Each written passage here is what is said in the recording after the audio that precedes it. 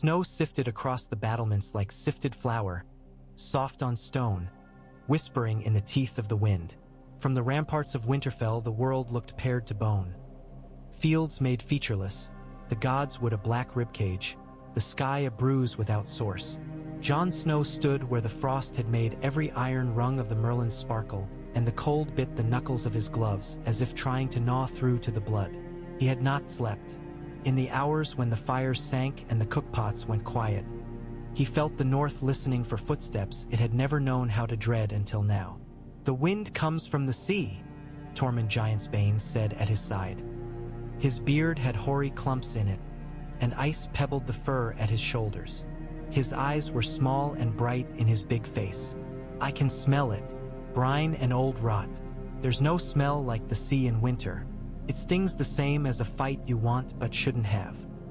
Jon looked south where snow erased the line of the King's Road and imagined it snaking away under the white, all the way to the place where the stones turned to sand and the sea lapped at golden shores. The wind did carry salt, or perhaps he just wanted it to. "The wall will not hold," he said quietly. "Not against that thing riding the dead dragon. Eastwatch is lost. The rest will follow in days or weeks. He will come across the frozen lakes and rivers. He will make roads of ice that were never there before." "He is coming," Tormund agreed. He did not trouble himself to say the name. He had seen too much to think names held power over such a thing. Jon's breath ghosted in the night. The uncertainty ate him. When he was a boy at Winterfell, he had learned to set his jaw against doubts, to ride out into snowstorms and not look back, to keep a steady seat and mind his balance on the ice. This was different. A decision cut from the part of him that always wanted to defend and never to abandon, and yet he had to abandon because there were too few men and too many small children and old women and not enough time. "The free folk can move faster than columns of lords and wagons," he said. "They don't wait for command or bread or letters under seals. They can be in the south before us, before the dead. If King's Landing falls without ever having seen what we have seen..." He swallowed the rest. He could feel the gods would beyond the wall, the heart tree muttering old secrets under snow. Tormund scratched frost from his cheek with the back of his glove. "King's Landing," he said in a tone of skepticism, as if the words were a lump of gristle. "City of knives, city of piss, city where they sell wine that tastes like a woman's tongue." He grinned, though it didn't find his eyes. "You want to send me and mine down to ask a lioness for a blanket and a hug? I want you to show them how to fight what's coming. If they won't listen to me, they might listen to the men who've lived with the cold at their throats all their lives. They think of you as raiders and thieves. Let them see what a raider does when the world goes black. They'll put our heads on spikes. To improve the view," Tormund said, but his shoulder knocked against Jon's in a comrade's nudge. "You want your wildlings to save your southern folk. That's a joke I'll tell the dead if I meet them. You won't." Jon put his hand on the rough hide at Tormund's arm. "Take 2,000. The ones with no kin left to bury them if the worst happens would go north anyway. The ones who can string a bow and don't panic at shadows. Go by White Harbor. Davos will see you on ships. Sail to Blackwater Bay. I'll send a raven to Tyrion. If anyone can open the gates, he can."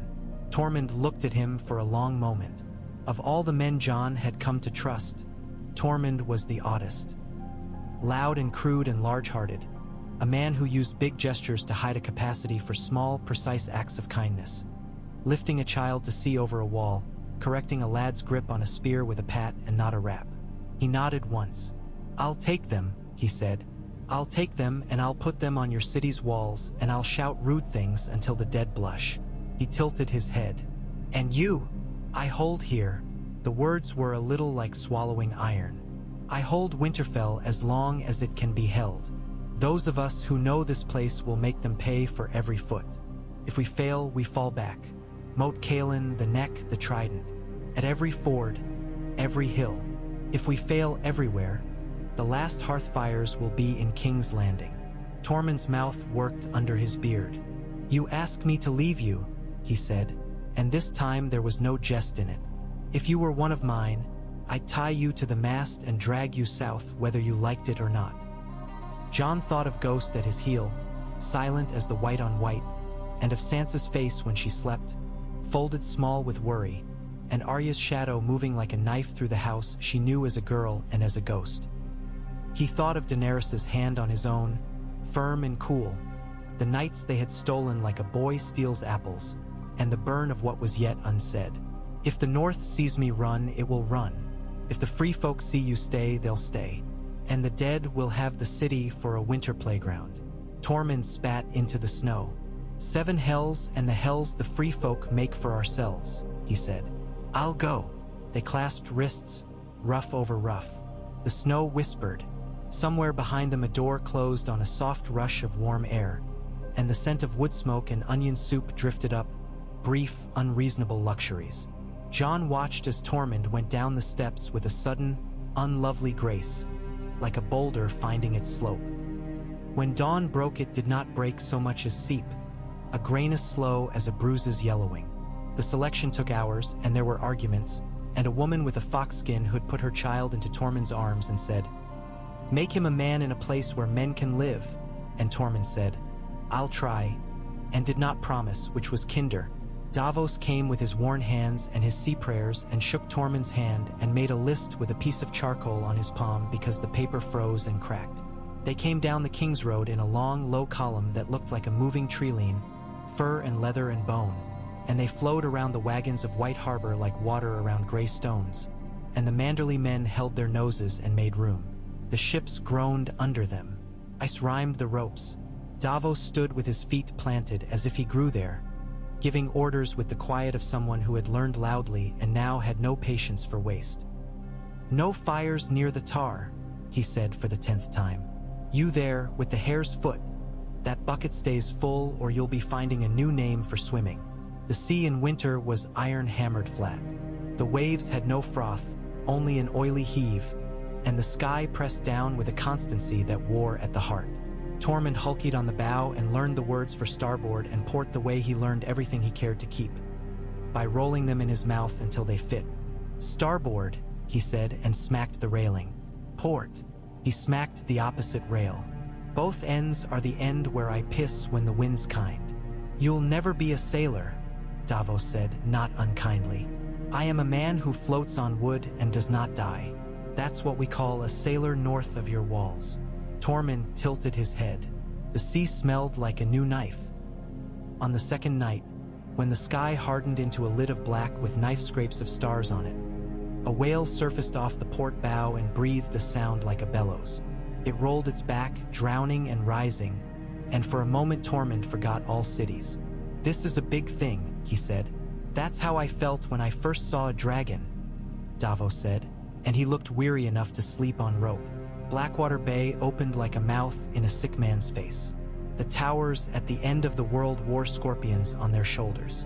The city lay behind, manifold, many-mouthed, the stink of it like a history of every sin, the perfume of oranges and dead fish and the honey smell of baking bread and latrines and spilled beer and the sharp whisper of hot iron.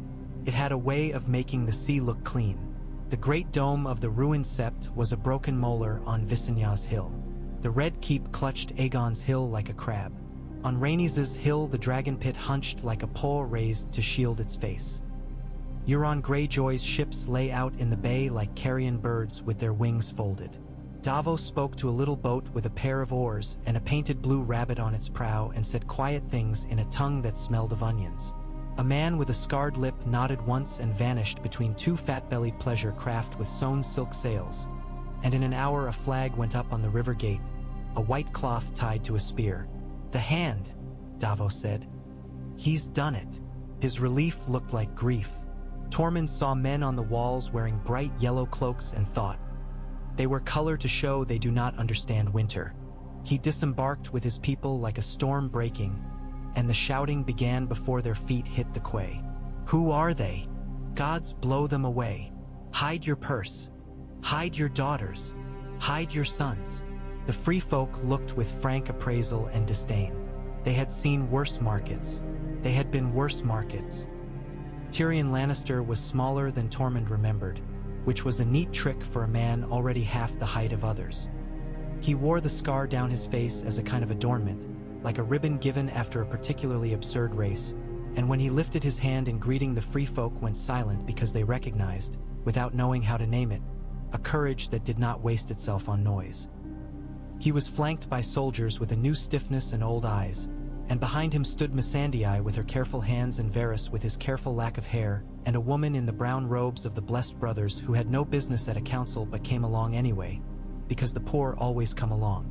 "Tormund Giantsbane," Tyrion said, "you have a talent for arriving in places where your presence will cause the most trouble." Tormund examined him as one examines a new kind of drink that might be poison but promises an interesting story if it does not kill you. "You're the clever one who drinks too much and talks men into their own graves and their enemies besides," he said. "Jon says you're a friend. We can test that, little man." "I fear that is exactly what we are about to do," Tyrion said. "Come with me and try not to break anything that is not explicitly labeled for breaking." He led Tormund through streets that could have swallowed a northern town and still asked for a second course. The gold cloaks, men who wore their touting of authority like perfume, watched with eyes that as often as not hit the bellies of the free folk women, slid off resentfully when Tormund looked back. Children ran because children always run towards the thing they are told to avoid. A woman with a basket of oranges muttered a prayer that was probably rude, and then, as if some countervailing instinct demanded tribute, she pushed 2 oranges into the hands of a red-haired boy whose face was a map of uncertainty and told him in a voice as dry as winter bark to eat them before someone stabbed him for them. They climbed the steps to the Red Keep while the city brightened in uneven patches, as if lit by a giant hand holding a candle with 3 wicks. The guards at the doors wore the lion on their chests. Behind the doors, the cool of the castle was like being lifted into shadow after standing in the forge. Cersei sat on the iron throne as if the metal had grown out of her. She had a way of making even silence sound expensive. Qyburn stood at her right shoulder with hands folded and palms pink and dry, and the mountain hulking like doom at the left, his eyes empty wells behind the visor. Tyrion's bow had the exact depth of disrespect he intended. He introduced Tormund as if he were a lord, and if Cersei had any reaction, it did not show under her mask. "Your city asked for help," Tormund said before anyone could make a pretty speech. "You'll have it. When the dead come, you will not stand long if you fight like men defending coin." He pointed at Qyburn and the mountain as if at 2 different facets of the same stone. "You build toys," he told Qyburn. "We break things. That is why I am here." Cersei's smile did not reach her eyes. "The last time wildlings came to these walls," she said, "they were fiction and were used to frighten children who would not sleep. Now I find them on my doorstep, and they wear furs and smell of goat. How lucky we are." "You are lucky," Tormund said simply. "If we had waited, you'd never have seen us. You would only have seen your own family, walking with hands that did not remember how to hold a cup." Silence thickened. The mountain breathed a flat, slow breath. Qyburn's eyes flickered with what might have been interest. Tyrion's hand twisted his ring as if it were a stabilizing weight. "The Night King," Tyrion said, "and the whites he raises. I have seen your trick," Cersei cut in. "The cadaver that capered before me like a tumbler with its strings cut. It convinced me of what I already knew, that the living insist on spectacles. I am not inclined to adjust my policy based on a monster produced from a box." Tormund took a step forward, and the mountain's gauntlet twitched. He did not stop. "Queen," he said, and the word had weight without deference in it. "I do not care for your policy. I am here for your walls. The men who throw our people in the gutter will learn the shape of their own spears before I am done. But I want the city to stand because it holds too many little ones to fall with a good noise. Give me stone and pitch and a place for my bowmen to sleep. Give me barrels of oil, the thick kind that clings to fur. Give me iron pots and rope. Give me the names of the streets where the sewers can be sealed." "The sewers," Cersei said, faintly appalled. "The dead fill holes as quick as water if you give them a hole," Tormund said. "You choke them with fire in the narrow places, and you teach your people not to scream when the screaming makes their throats raw and they can't breathe well enough to run. You want to live? You do what I say." It was an extraordinary thing to say to a queen, Perhaps that was why it worked. Or perhaps it worked because a part of Cersei, through all her pride and cruelty, was a mother who understood the immediacy with which a big man could build a barricade and set a line of children behind it. She tilted her head, and the light from a high window found the gold in her hair. "Build," she said. "We shall talk of supplies and of who commands whom. Lord Qyburn will tell you what we have in store. And you will stay clear of my small folk unless you intend to be useful." "I am always useful," Tormund said cheerfully. "Ask your big knight over there. He looks like a tool for bashing skulls. Tools are useful." The mountain did not move. After, on a rooftop where the stones held the day's warmth longer than they should, Tyrion drew Tormund aside. "You made a friend," he said dryly. "I make the kind of friend that throws you off towers when you stop to take a piss," Tormund said, unoffended. The city spread away, complicated and tired. She has wild in her as deep as any forest. It is not a kind that grows leaves. "She has wildfire," Tyrion said, and for a heartbeat he looked like a man listening to a ghost tell him an old joke. "Qyburn will deploy it as if he were playing Syvas. I am trying to arrange that the pieces he moves do not include all the human ones." Tormund spat over the edge, considerate enough to aim for a patch of red tile instead of a head. "If the green fire is in barrels and bottles, I don't mind," he said. "If it's under the stones, I mind. You've seen what one spark can do in a forest after a dry summer. That under your streets is the same. We must let the dead in where we want them and burn them there. If she lights the whole city to catch them, it'll take your houses as quick as your enemy." Tyrion looked at the red keep where Cersei's windows stared out unblinking. "Your counsel is sound," he said softly. "Do you think she will heed it? She's a woman who cuts rope with her teeth because she likes the taste of hemp," Tormund said. "You have to put the rope in her mouth at the right time. You have a gift for vivid images. I have a gift for staying alive in the snow." The days passed like stones thrown, hard and fast, and the city learned the shape of fear. The free folk climbed the walls with a joy that was unseemly, laughing when a gold cloak shouted that ladders were not permitted there, then building ladders anyway with rude songs. They strung lines of oil-soaked rope between parapets and hung iron pots from them and filled the pots with pitch whose stink made men gag. They smashed old furniture into stakes and planted them in the mud before the gates and drove them in with mallets until their shoulders sang. They taught the gold cloaks to thrust at the knees of a thing that didn't feel pain and to put a torch to it before it got up again. They taught women how to not sling ropes with stone that would break a skull, and boys how to look without blinking at the shape a man makes when he is dead and standing up. At night, Tormund's people built fires in the dragon pit and told stories about the white bear that lived under a mountain made of frozen piss. It always got up right when you thought it was dead and howled for the fish it hated.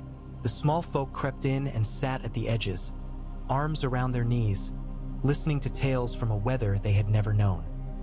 Sometimes a free folk woman with hair bound up in a net of bone would braid a little southern girl's hair and say, "There," with an approval that was almost stern, and the girl would go away taller. Qyburn came to the pit once and stood with his hands folded and listened with a face like old paper. When the story ended, he said to Tormund, "You have a sense for the morale a people needs. I have a sense for when a man is too tired to run and he must want to die before he will stand and fight," Tormund said, looking at the old man's soft palms. "I have a sense for when a pot boils over and you hold the lid down instead of lifting it and stirring the scum away, and then the pot cracks. I see." Qyburn's eyes were very pale in the lamplight. "If it calms your mind, I do not keep all our wildfire below the streets." "That does calm me," Tormund said, which was a lie. Word from the north traveled like a man whose boots had split and whose feet bled into the snow with every step. First a raven said that a host had been seen near Last Hearth, moving with a silence that made men break their voices. Then a trader from Barrowton reported that the sky in the northeast had been the color of a bruise for a day and a night, and that the trees had been rimed not with hoarfrost but with something that looked like glass and moved like breath. Then a boy who had ridden down the King's Road ahead of a refugee cart told a story so thick with tears no one understood it until someone asked him to draw in the fog on a beer cask, and he drew a crown of spikes and said, "He doesn't make a sound," and then he vomited. John at Winterfell wrote as if wrestling with a chain in the dark. Hold and fall back. The dead are learning us. Dany flies when the wind allows, uses fire to buy time, to cut lanes of escape. We took the fight at the river White Knife. We covered the retreat of the Karstarks to the Rills. We are moving south in steps. We are killing our speed every time we turn to hold. But we move. Turn. I sent Gendry with runners to the shores of the Bight. We will use boats where we can. Ghost is with me. The men have begun to give him names. Some of them are prayers. He did not write about fear. He did not write about the cold that you could feel even in thought. He did not write about Arya except to say that she moved where she wished. He wrote, "Stay your hand from the store of wildfire under the city, or we shall fly over a firestorm that swallows friend and foe and gives us nothing but a clean sky." Tyrion read those words 3 times and then took them to Cersei and watched her mouth form a smile that had no humor. "He presumes," she said. "He presumes too much for a man with no name." "He has a name you do not like," Tyrion said, because his courage had a taste of tiredness now, and sometimes it slipped free in ways he only half intended. "We should ready the sewers at the gate of the gods and the mud gate for burning. We thread the culverts with pitch and let it run to traps we build ourselves. We place scorpions on the walls, but not all of them at the seaward towers. You will be tempted to think of dragons. Think instead of men who will be knocking with hands that are no longer hands." "And what," Cersei said lazily, "do the wildlings say? That there are places you should not set fire under your own bed. Their beds are straw and fleas." "Fleas live," Tyrion said softly. "Straw burns." She waved a hand. "Do what you can with Qyburn. Make your little pots and your little canals of fire. Do not presume to tell me where I may place my own." Jaime rode south under a sky that spit snow only in petulant bursts, as if the storm were a child who had been promised more than it got. The Riverlands had become a picture he had seen once in a book. A deer in winter standing at the edge of a copse, its ribs like harp strings. He could hear the low, thick sound of refugees even when he could not see them. Wheels grinding, babies crying, a wheelwright cursing the gods and the men who had made their spokes too thin. He had left the north after hearing what he already knew, that Cersei would use the city to prove she could not be ruled even by terror. He rode without banner and with a cloak the color of cinder. In his head the word wildfire returned, green and bright as his sister's eyes. At an inn near the Trident he met Brienne, as if the gods took a particular pleasure in throwing dice and watching both their faces when the pip they had not expected came up. She had a bandage at her temple and her hair was scraped back like a squire's. "You're going to her," she said without anything you could call greeting. "Yes," Jaime said. "She will kill you," Brienne said, in the tone of someone connecting points on a map. "I don't know about that." He looked beyond her at the road where a farmer was arguing with his mule, both of them with hooves dug in. "She might try, but that's the one thing I can still forgive her if she does. It's all the things she will do to other people on her way to me that I can't." Brienne's mouth tightened. "You could stay." "I could," he said, and put his hand on the pommel of a sword that was not the one that had named him, because the sword that had named him had been melted in a forge and turned into something meant for someone else's hand. "But the last time I stayed because she asked me to, a city burned. I know that wasn't the reason, not by itself. The reasons are as many and as small as the links in a chain. But I was a link. I thought I had cut myself free. Turns out I'm still a pretty little ring." They said little else. They had learned somewhere between Harrenhal and a cold stream how to say nothing in a way that told everything. They parted without ceremony. He would have liked to watch her ride away until she became a smudge and then nothing, because watching her ride away made him feel like he'd done a thing right in a world that had lost the shape of rightness. But the road demanded his eyes. In King's Landing a fight broke out in the shambles when a gold cloak put his hand on the breast of a free folk woman, and she broke his wrist without pausing to put down the sack of potatoes she was carrying. There might have been a riot if a boy had not fallen out of a second-story window while trying to see if the wildlings would eat the guards down to their boots. The boy landed in a heap of fish heads. Tormund was beneath the window in 3 strides and caught the next child who came out, more jump than fall. He set the boy on his feet and handed him a fish head like a helm and roared, "You've got a fine crown there, your grace." The crowd laughed in a way that had the edge still on it but not as sharp, and a woman who had 3 teeth left smiled like he had saved her more than a boy. Tyrion took wine with Missandei at the edge of the dragon pit where the stones fell away in a clean drop. "Tell me I'm a fool," he said. "You are a fool," she said gently, which was not quite the same as thinking he was wrong. "In Noth our fools were kind men who sang. Here our fools drink and attempt to persuade sisters to be mothers," he said, and the bitterness had no salt left in it. "I once thought the worst thing a city could do was burn. Then I learned that a city can rot as easily, given time. Burning is at least honest. A city can be healed," she said. "Rotting is a slower kind of healing, that is all." "You would have made a good queen," Tyrion said, and she smiled and shook her head because she was a woman who knew her worth had nothing to do with crowns. The dead took the twins without fanfare and without banners. When word came by a fisherman who had tied a note to a heron's leg with a ribbon frayed to nothing, no one was surprised. The dead moved the way a bruise moves. It spreads without anyone agreeing to it. They flowed around the Blackwood lands, took mills that had been grinding grain since before Aegon's great-great-grandmother had thought of dragons, and they came upon a party of poor fellows and tore them as if they were bread. The bells in King's Landing began to ring more often. The sound was thin, the metal tired, and it made people look up even when they didn't want to. Davos stood at the quays with a slate and made piles of wood where the piles had to be. He worked with a building's hunger for neatness and a sailor's contempt for wasted motion. "No," he said when a free folk boy put pitch on the wrong side of a barricade. "Think of a tide. You want it to come up to your feet and not under them." He had started to smell the dead before the wind changed. Not rot, exactly, but the absence of all the familiar smells of the living body, a kind of vacuum that made his nose itch. Yara Greyjoy sailed in on an afternoon when the haze over the bay was like beer left too long in the sun. Her sails were black and her laughter over the water had a high, bright note to it that had nothing to do with joy and everything to do with fury. Euron's flagship, the Silence, turned like a shark and cut across her line. Arrows made a blunt noise when they hit wood. Scorpion bolts made a sound like a harp string being plucked in hell. From the walls the free folk shouted without understanding ships but understanding fights, which is nearly the same. Tyrion stood on a tower with a spyglass and watched the dance of ships and thought about all the things he had learned and forgot and learned again. "Do you pray?" he asked Varys, who had come up behind him like a bad thought. "I tell the right stories to the right gods," Varys said, which was as close to praying as anyone here did. "I have sent word to our agents inside the city to move the stores of fire to places where the flames will not take the poor with the dead."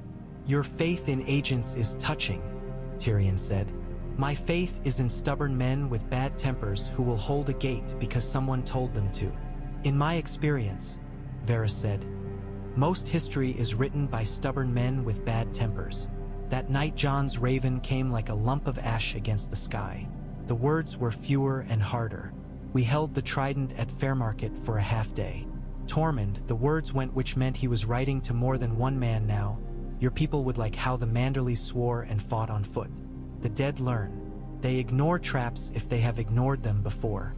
The Night King does not often show himself. He is letting us tire. Bran says the dragon is near the sea. If the river mouths freeze, they will come faster than horse. We will try to draw them to the stone maze around Maidenpool. If we fail, the next turn will be yours. Dany says we will meet you at the dragon pit if the weather allows. She is flying to slow them and to bring what she can. Hold the city. Don't burn it." Dany flew under a sky whose blue was hard as enamel and whose clouds were shards if they were anything at all. Drogon made a sound that was joy as much as rage when he burned the front ranks of the dead on the fields near salt pans and turned bones and old armor patches to quick black. Rhaegal labored where his wound had healed badly after the spear. His breath steamed the air. Below them the dead moved like water uphill. She rose to avoid the cold that tried to blind her. John was a speck aboard Regal. She did not wave.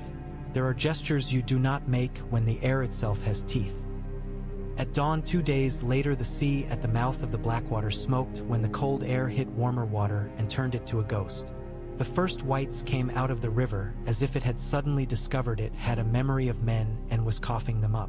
They were clothed in weeds and river mud. Some wore the remnants of livery. The free folk shot without waiting for orders. A gold cloak vomited. Another laughed too loudly and had to be slapped. "Put the oil there," Tormund said, pointing to the point where the river narrowed. "There and there. Make the river carry the fire. That way we burn the ones behind as well as the ones in front." "Like you've done this before," Davos said. "I've burned fish before," Tormund said, and bellowed orders until his voice was a rasp. They burned the river. The flames went out where the water widened and sulked. But the front ranks crisped and fell and turned to the heavy ash that stuck to your boots and made a sound like someone walking in flour. It gave them a day. Then the river froze in the night, and the morning found a white road stretching straight at the mud gate. The dead came down it in files, silent as monks. The scorpions loosed bolts the size of fence rails. They took whites in clumps, which mattered less than it should have. On the far tower, Euron Greyjoy put a bolt through a white that had been making its way up the outer wall on fingers that had found purchase in mortar, and laughed like a boy setting a dog on a beggar. "Sing for me," he called in a voice like a cracked bell. "Sing my name."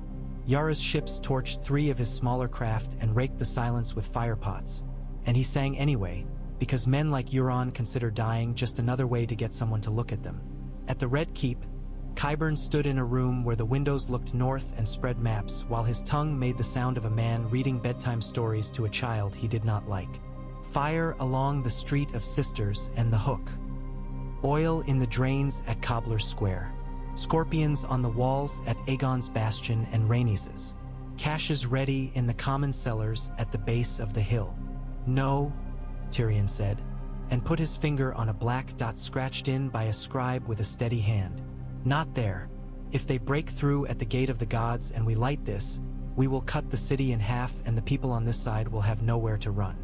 "They will not run," Qyburn said, in the voice of a man who considers the truth of a statement less important than its cleanliness. "They will die, and that, Lord Hand, is also a form of running." Cersei stood by the window watching the winter come down the King's Road. She had never seen snow that stuck until last year. She found it a vulgarity. The city's roofs looked as if they had decided to change color without asking her. "Plan as you like," she said, not turning. "If you wish to save rats, you may." The first breach came at the old gate where the wall had been patched so often it was more patch than wall.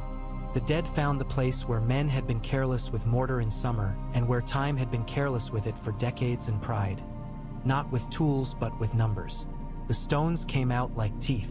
Tormund was there because he had decided that if he were a wall, he would fail where men were most complacent. He took the first White Walker he had ever seen on stones with the dragonglass axe he had made himself with curses and the song of a seal hunter's wife ringing in his memory. The Walker's eye was a blue coin, its hair a ghost of hair. When it broke under his blow, it went to snow in a glitter that was the prettiest thing he had seen in a month. The whites around it stuttered like puppets whose strings had been cut to different lengths. Fell, flailed, went still. "Kill the pale ones," Tormund roared. "Break the pretty ones, and the ugly ones fall down to look for their bones." In the streets behind the gate, Arya moved in a pattern like the pattern a cat makes when it explores a new house at midnight. She had arrived 2 nights before in the hold of a boat that smelled of hemp and mouse shit. Her face that of a dock boy with a bad cough. She had not told anyone. She had listened to the city's breath and known where to step. Now she stepped where she needed to step, past a woman with a baby at the breast who had no more milk, past a man with a bandaged eye who said he had seen a dragon and would not be convinced he had not. She had the catspaw dagger at her hip where she could draw it and hide it and draw it again without thinking. The cold had a sound. She listened for another sound beneath it, colder, like water freezing in a glass. The hound was with her, though you could say he was with her the way a rock is with the river that runs around it. "This is a bad idea," he said conversationally as they ducked under a half-lowered portcullis and came out into a street where all the doors had been barred with furniture. I've had worse ideas, but they usually involved wine, and this one involves the thing that turns people into furniture.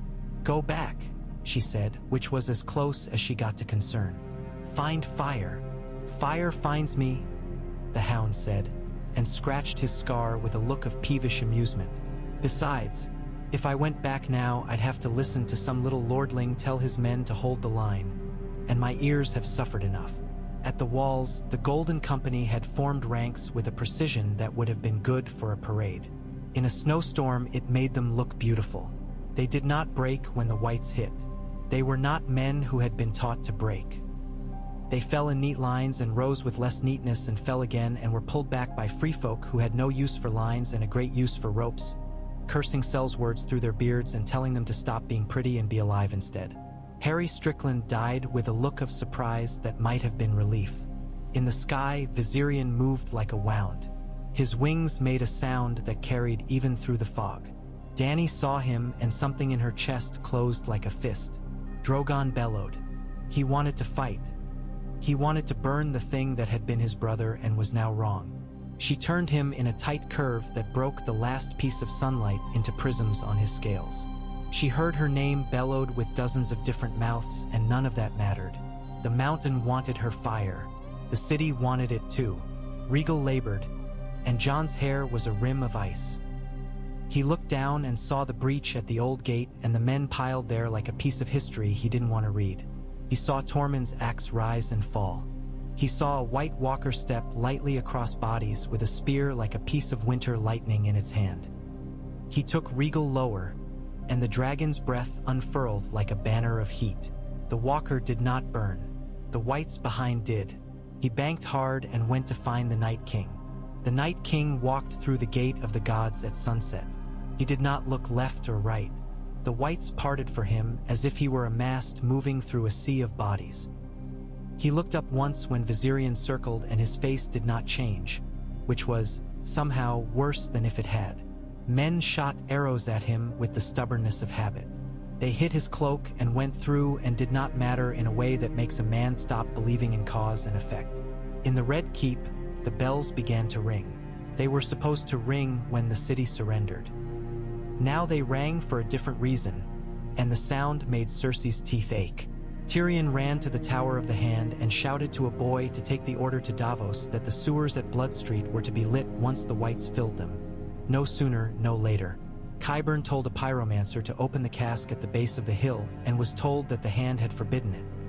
He smiled and said in the tone of a man asking for more butter that the Queen overrode the Hand when the Hand's hand shook. Jaime made it to the city with a cloak of snow. The gold cloaks at the Gate of the Gods did not recognize him until he threw the cloak back, and then they did, and then they argued. And in the end he had to hit one of them with the hilt of his sword to get them to go on arguing without him. He found a stair he knew by heart and climbed 3 at a time until his knees hurt in a way that reminded him of the first jog he took after his leg had healed that time a boar had thrown him and he was young. The corridors smelled of winter air and of the kind of smoke that came from stone, not wood. He went into the map room where Cersei had once paced the painted rivers and mountains with her feet like a cat considering which mouse to bite first. She was there. Of course she was there. She stood over the map of the realm, and for a second the irony made him want to laugh. She had built small fires across all the painted hills and valleys. Candles mostly, but a brazier too, and she had a vial in her hand that was not wine.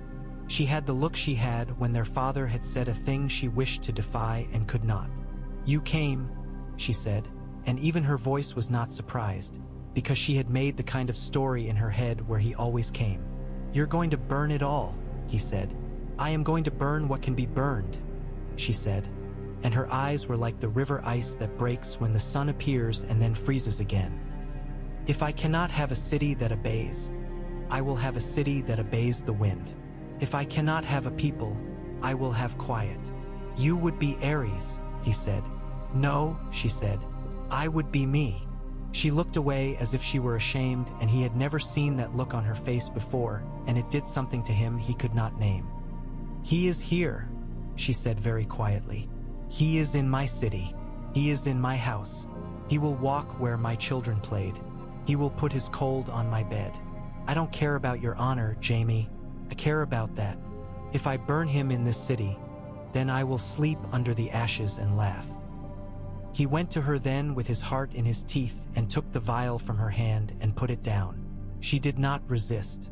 "This is not how you stop him," he said softly. "You can burn the streets. He will go around. You can burn the houses. People will die who might have fought. Your fire is not surgical. It is not this." He tapped the map with his finger. "It is a torch in a herrick." She looked at him and he thought she would say something sweet and cruel like old times. But instead she pressed her mouth into a line that made her look like the girl who had braided her hair while their mother scolded the maids. "Help me," she said. "Help me kill him." "Put your fire down," he said. "Let the hand do it the way he has planned. Let them burn him in the drains where the fire will not eat us to our bones. Open the lower gates to let the small folk flee to the hills and the old quarries along the Rosby Road. Take your mountain and stand with him there if you want to see with your own eyes." "The mountain is my eyes," she said with the faintest twist of humor that was also despair. She took a breath. She did not lift the vial. She nodded once, the smallest possible movement. "I will not open every cask." "That is not what I asked," he said. "It is what I can give," she said, and that was honest enough to be new. He nodded because sometimes men take the kindness that is offered instead of the one they want. Down below, the Night King turned towards the hill. Men between him and the hill became dead where they stood, and then they stood again, and someone screamed the high scream of a rabbit under a hawk's claws, and Tormund roared over it because you have to make a louder sound to make men remember their throats. The Hound put a torch to a sewer mouth where Davos had marked the stone with a tarred X and retreated with eyebrows singed and cursed everyone living and dead. The fire went down like a living thing seeking a friend. A minute later, the grate down the street belched flame that smelled like rotting roses. The whites that filled the lane went up like dry grass. Arya watched the Night King move. He did not hasten. That was his strength and his weakness. She had learned in Bravos that men who did not hasten believed their power was a kind of shield. She had learned in the Riverlands that when power meets a small knife, it can become a soft thing briefly with the right hand. She did not run at him because only stupid heroes run at kings. She ran to a wall and went up it like a spider and moved along the roofs until she was above the path he would take if he kept not hurrying. The mountain saw her. She saw the moment when his empty eyes tilted. She ran anyway because it was the only answer she had to all the men who had ever tilted their eyes at her and then shut them because they couldn't imagine a girl on a roof. He came at the wall with a speed that was not possible in a man that size and hit the stones with his shoulder and went up 3 feet before gravity remembered him. The Hound appeared like a misremembered saint and put a spear into the mountain's thigh, and the mountain took the spear and the Hound with it and threw him into a pile of broken carts and went after him. "Don't," Arya said, but it was not to the Hound.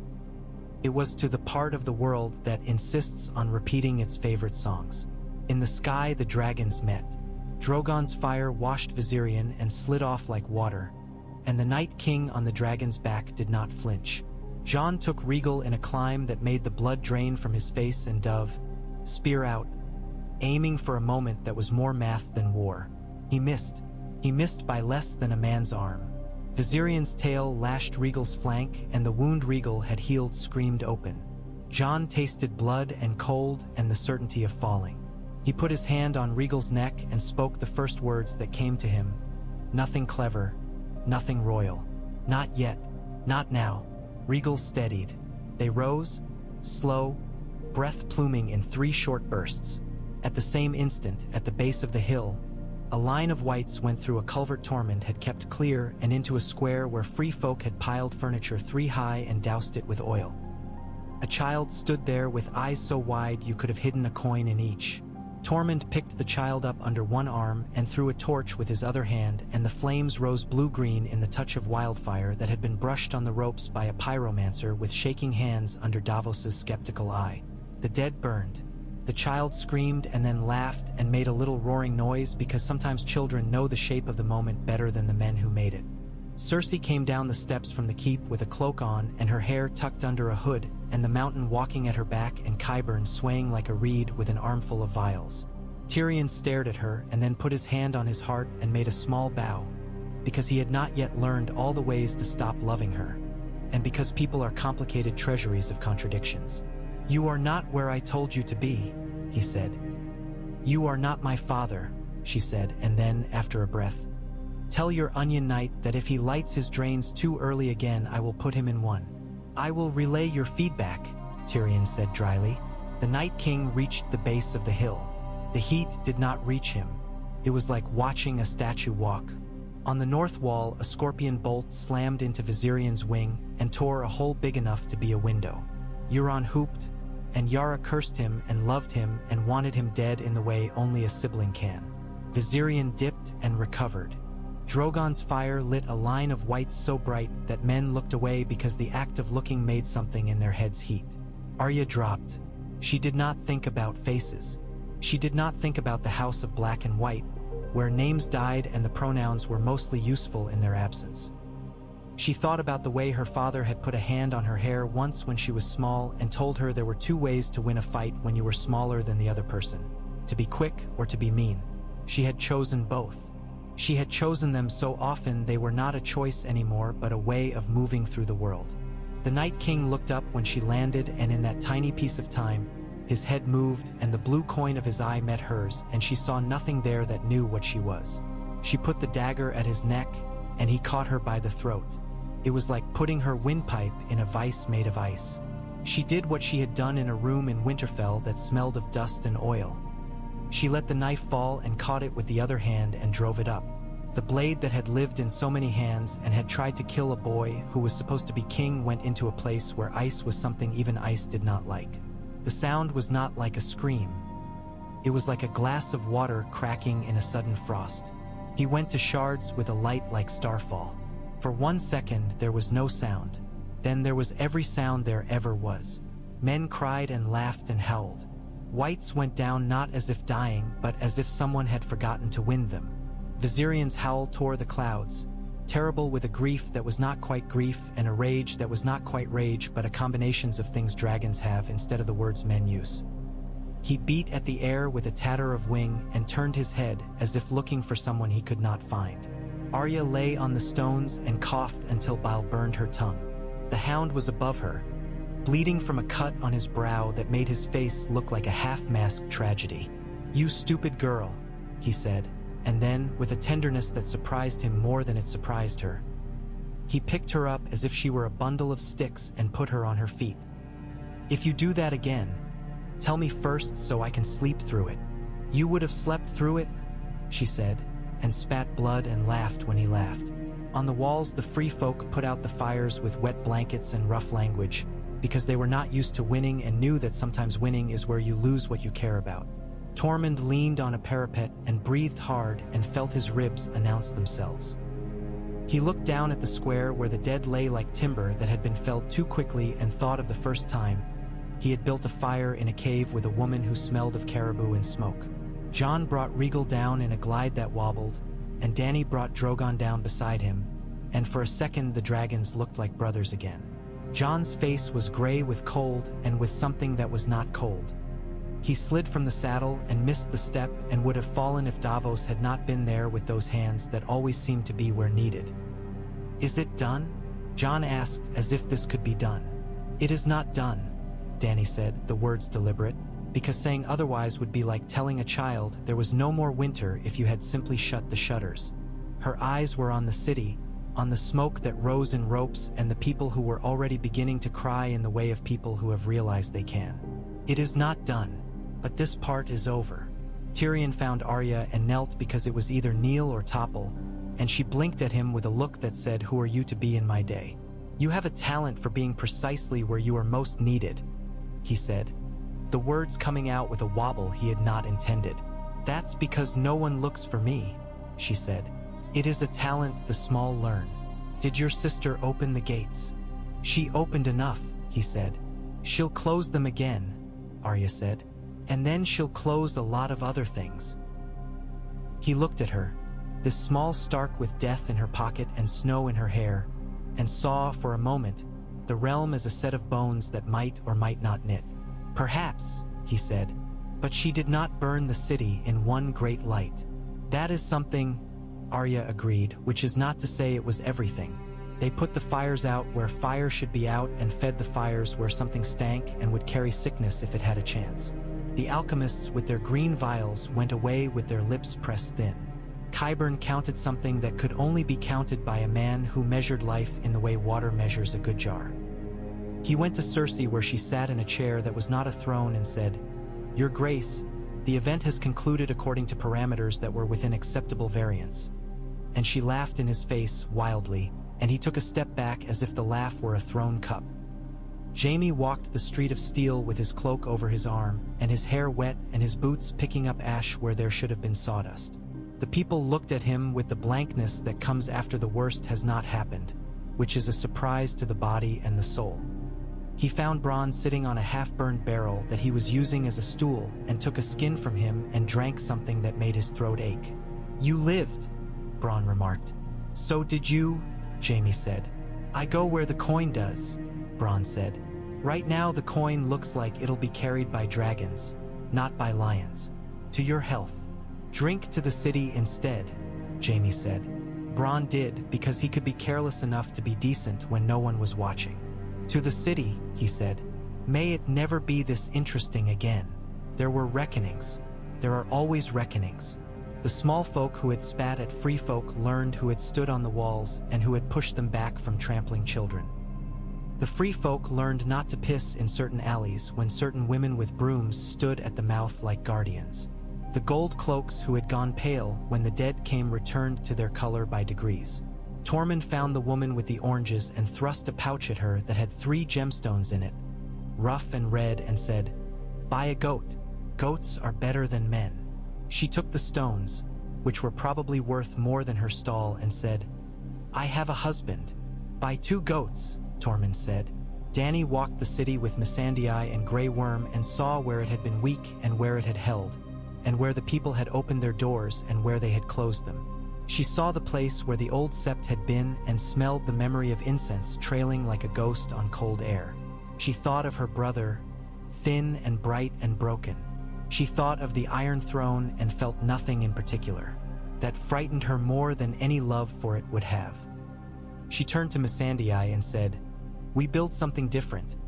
And Missandei did not ask what, because sometimes you let the thing take shape before you name it. Jon stood on a roof where the stones had absorbed a day's weak sun and thought about what might have happened if the Night King had walked into the city and not stopped walking. He thought about Winterfell and about a place under the heart tree where he had told a wolf he did not know how to be a man, and the wolf had licked his hand and told him a different truth. He knew something had changed. He did not know if the change was good. He heard footsteps and did not turn because he knew them. Sansa stood with her cloak pulled tight and her hair a red flag in the wind. She looked at the city with a small smile that did not advertise anything but a busy mind. "You did it," she said. "Arya did it," he said. "We did it," she said, making the pronoun do more work than it usually gets to. "The free folk did it. The Sells words did it. The poor did it. The men who sell cider in cups did it. I suppose even Cersei did it, in the sense that she did not do the thing I feared most she would do." "That's a strange mathematics you have," he said. "Strange mathematics is the only kind that balances kings and cities," she said. Her hand touched his for a moment, and he felt the warmth left over from wherever she had just been. "Come home after you are done saving the world," she said. "The world isn't saved," he said. "It will never be saved," she said. "You can only clean a corner and hope no one comes to spill their soup in it for a while." Cersei received Jaime in a room where the windows made pictures of the city in slices, as if the glass could not quite bear to take the whole into itself. She had a dish of almonds and salt, and she ate as if each nut were an enemy. He stood with his hands loose at his sides because if he clenched them he would do something regretful, and when she looked up he saw that she had not slept and that sleep had not wanted her. "You stopped me," she said. "Yes," he said. "You will leave again," she said. "Yes," he said. "Good," she said, which was the first honest thing she had said to him in a decade, and it hurt. Qyburn went back to his rooms with his notebooks and wrote a line about the observed effects of fire on icebound flesh and an observation of the psychological responses of the city to the death of a singular commanding entity. He put his quill down and considered the mountain with the mildness of a man considering a dog he had bought for the purpose of tearing out throats. "You did well," he said. The mountain did not reply, which was proper. Tyrion met Jon and Dany in the throne room when the light from the high windows rendered dust visible as motes of gold. The Iron Throne stood as it always had, a ridiculous, dangerous thing. He found himself not caring about it. "We held," he said simply. "We held," Jon agreed. Dany looked at the throne as a woman might look at a dress that had been made for her, exquisitely, in a style she had outgrown on the boat. "We'll need to open the drains and clean them," she said. "We'll need to get food into the city before the refugees take back onto the roads. The quarries to the east can hold people through the winter if we must move them. We will need to move them. The city cannot eat and live if it is full. I can write letters that make lords think they thought of it first," Tyrion said. "That is your best magic," Dany said, and he inclined his head because compliments bored him when they were true. Jon thought of Tormund and the oranges and the goats. He thought of a boy with a fish head for a crown. He thought of the Night King going to glitter in the air and then to nothing. He thought of the wall and of what would be rebuilt after. He thought of the men who had died and the ones who had lived, and he carried them all the way a man carries a sack of stones that he will not put down because to put it down would be a different kind of death. Tormund stood on the walls where the city smells came in soft as a tired dog and bit into an onion as if it were a red apple. "We have goats," he announced to no one in particular. "We have goats and women who hit with brooms and men who run away less than they used to. It is a good city for a winter." "It is a city," Davos said. "It will break your heart if you let it." "My heart has been beaten with sticks by women and bad wine," Tormund said cheerfully. "It still kicks. A city is a different stick." He looked out over the bay where Yara's sails snapped in a clean wind and where Euron's flagship burned with a ceremoniousness that was almost polite. "I will take my people home when the snow is not trying to eat our ears," he said.